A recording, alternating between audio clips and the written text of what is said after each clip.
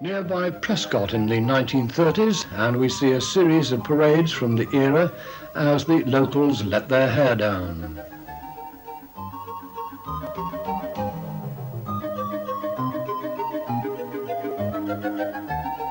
Prescot Carnival Parade about 1937 provided an excuse for building elaborate floats.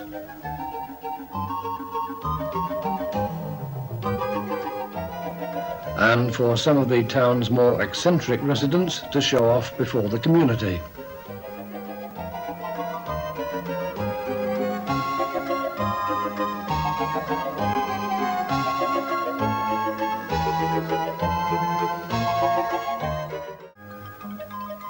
A more sober occasion and weather to match, a parade including local councillors of the Urban District Council of Prescot, as it was then known. It was accompanied by a brass band, an essential part of any parade and a familiar sight in towns throughout the northwest. At one time there were said to be as many as 16 brass bands in the St Helens area, and an annual contest was held at Denton's Green.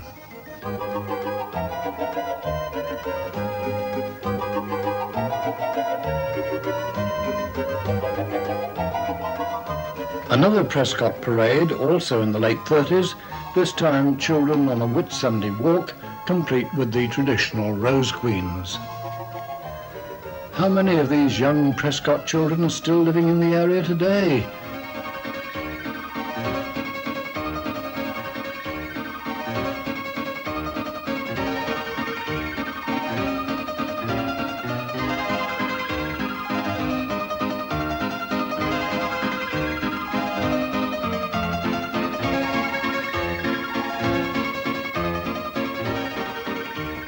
The mood of the parade changes to a show of strength as the army brings out the crowds just prior to the Second World War.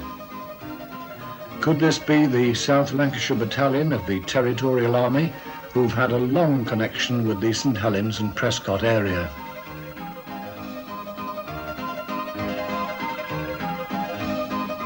Processions, whether for a great occasion or just an ordinary church parade, would always draw a large crowd.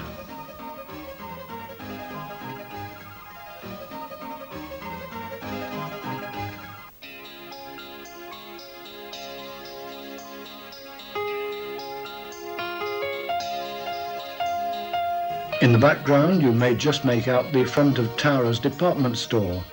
The Prescot branch has closed, but the company is still going strong in nearby St Helens.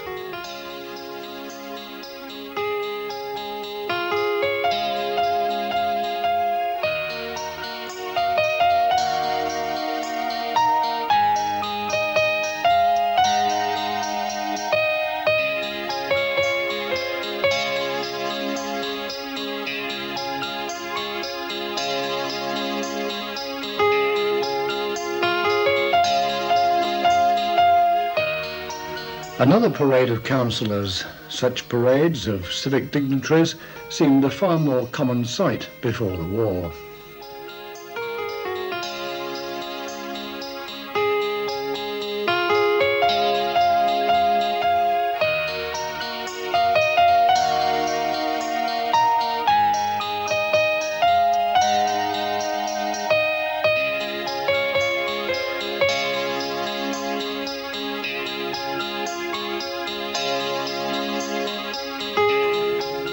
Local groups and societies were always well represented in such events. Does anyone recognise the organisations that these youngsters in uniform might belong to?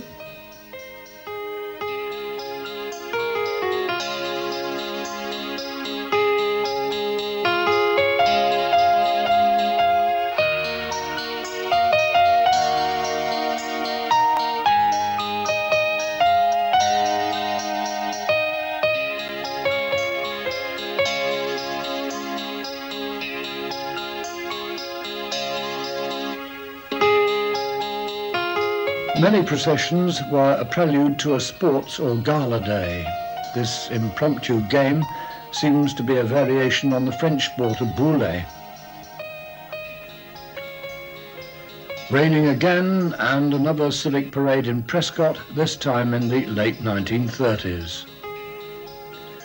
Once again, uniformed organisations are much in evidence.